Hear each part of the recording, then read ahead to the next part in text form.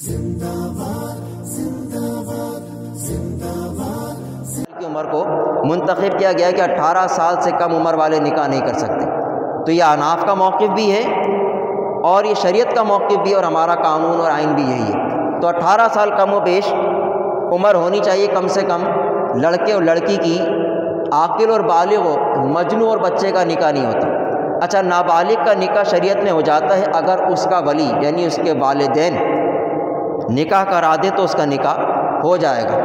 تو عاقل بالغ ہونا اور گواہوں کا ہونا یہ 3 نکاح کی شرائط ہیں.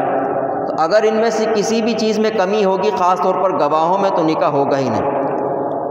اسی طرح علماء فرماتے ہیں کہ نکاح کے مستحبات میں سے ہے کہ نکاح اعلانیہ ہو، چھپ کے نکاح نہیں ہو. دوسرا یہ کہ مسجد میں نکاح کیا جائے، اس سے بہت سی برکتیں حاصل ہوتی ہیں.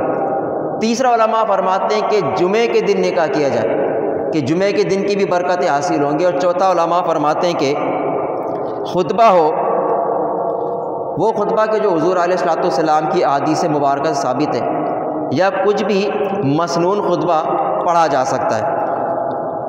اور پانچواں یہ کہ مرد علم میں عورت سے زیادہ ہو اور عورت حسن و جمال میں مرد سے زیادہ ہو. یہ نکاح کے مستحبات ہیں. تو یہ نکاح کے موٹے موٹے چند مسائل میں نے آپ حضرات کے سامنے بیان کیے کہ ان چیزوں کا نکاح میں ہونا ضروری ہے. نکاح کا رکن ہونا ایجاب و قبول، نکاح کا واجب مہر کا ادا کرنا، نکاح کی شرط گواہوں اور دلہا دلہن کا عاقل و بالغ ہونا، اور پھر ان مستحبات کا ہونا. ان تمام چیزوں کا ہونا ہی نکاح میں ضروری ہے. اگر ان میں سے کسی بھی چیز کو نکالا جائے تو نکاح میں خرابی یا نکاح ہوگا ہی نہیں. اب آئیے میں چند باتیں نکاح کی فضیلت کے حوالے سے قرآن اور حدیث سے پیش کر کے بات کو ختم کروں گا. درود شریف پڑھیں گے.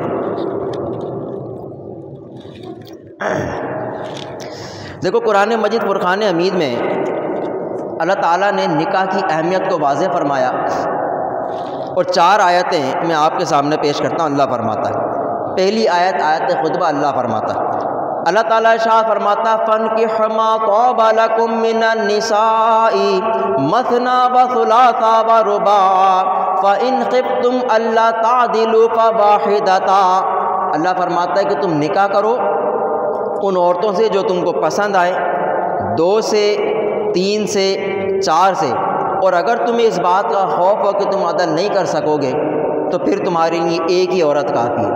تو اس آیت سے نکاح کی اہمیت اور فضیلت کا اندازہ یہ پتہ چلا کہ اگر مرد اور عورت اپنی جنسی خواہشات کو پورا کرنے کی تمنا رکھتے ہوں تو اللہ نے اس کا ایک آسان سا طریقہ بیان فرما دیا کہ تمہیں جو عورت پسند ہو، جس سے تم نکاح کرنا چاہتے ہو، اس سے تم نکاح کرو اور اس کے ساتھ اپنی زندگی گزارو، اور ان عورتوں کے ساتھ عدل کے ساتھ زندگی گزارو. اور اگر یہ نہیں کر سکتے تو ایک ہی بیوی کافی ہے تمہارے لیے. تو اس ایک بیوی کا حق ادا کرنا یہ مرد کے اوپر واجب ہے کہ وہ پوری دیانتداری اور پورے طریقے کے ساتھ اپنی بیوی کا حق ادا کرے. ایک آیت. دوسری آیت اللہ فرماتا ہے نکاح کی فضیلت یہ ہے کہ اگر کوئی شخص محتاج ہو تو اللہ فرماتا ہے کہ اس کا نکاح کر دو، اللہ اپنے فضل سے اس کو غنی کر دے گا، اس کی محتاجی کو دور کرے گا. اللہ فرماتا ہے.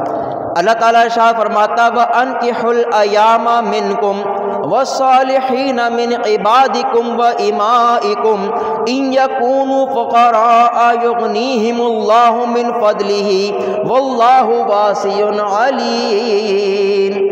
اللہ فرماتا ہے اور نکاح کر دو تم میں سے ان عورتوں کا جو بے شوہر والی ہیں، یعنی جن کی شادی نہیں ہوئی، ان کا نکاح کر دو، اور تمہارے غلام اور کنیزوں میں جو نیک صالح ہیں ان کا بھی نکاح کر دو.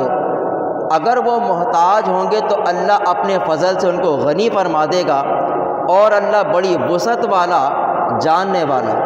تو پتہ چلا کہ نکاح کے فضائل میں سے ایک فضیلت یہ ہے کہ اگر کوئی شخص محتاج ہو اور وہ اپنی محتاجی کو دور کرنے کی غرض سے نکاح کر لے تو اللہ تعالیٰ اپنے فضل سے اس کی محتاجی، اس کے فقر، اس کی غربت کو دور فرما دے گا. جس قدر چاہے گا اس قدر دور فرمائے گا. کوئی یہ سوچ کے نکاح کرے کہ میں کروڑ پتی ہو جاؤں گا تو ایسا نہیں ہو سکتا. اس نے فرمایا کہ جو شخص مالداری کو دیکھ کر نکاح کرے گا تو اللہ اس کو مزید فقر و فاقے میں مبتلا فرما دے گا۔ تو یہ دیکھ کے نکاح نہیں کرنا، بلکہ انہوں نے فرمایا کہ دینداری کو دیکھ کے نکاح کیا کرو۔ تو دینداری دیکھ کے نکاح کرے گا اور اس غرض سے کہ اللہ محتاجی دور کرے گا، تو رب تعالیٰ اپنے فضل سے، کیونکہ قرآن میں اللہ نے فرما دیا اس کا وعدہ ہے، وہ ضرور اپنے فضل سے محتاجی کو دور فرمائے گا، فقر کو دور فرما کے غنی فرما دے گا۔ ہمارے یہاں جب رشتہ لے کے جاتے ہیں ساری بات پوچھ لیتے، لڑکی خوبصورت ہونی چاہیے، لڑکے کے پاس مال و دولت ہونی چاہیے۔ دونوں سے یہ نہیں پوچھا جاتا کہ قرآن پڑھنا آتا ہے کہ نہیں، نماز کے پابند ہے یا نہیں، روزے کے پابند ہے یا نہیں، کچھ پڑھے لکھے ہیں یا نہیں، یہ ساری باتیں ایک طرف کر دی جاتی ہیں۔ بس سارا فوکس اس بات پر ہوتا ہے کہ لڑکی خوبصورت ہونی چاہیے اور لڑکے کے پاس پیسہ ہونا چاہیے، اور اس پہ کمال حسن یہ کہ لڑکی کی بہنیں جو رشتہ لے کے جا رہی ہیں وہ خود سانولی رنگت کی، ان کا بھائی سانولی رنگت کا، لیکن ان کو بھابھی چاہیے گوری رنگت کی۔ تو یہ ایک عجیب لطیفہ ہمارے یہاں ہے کہ جن باتوں کا حضور نے حکم دیا ان پر توجہ نہیں دیتے، یہی وجہ ہے کہ شادی کے بعد برکتیں حاصل ہی نہیں ہوتی۔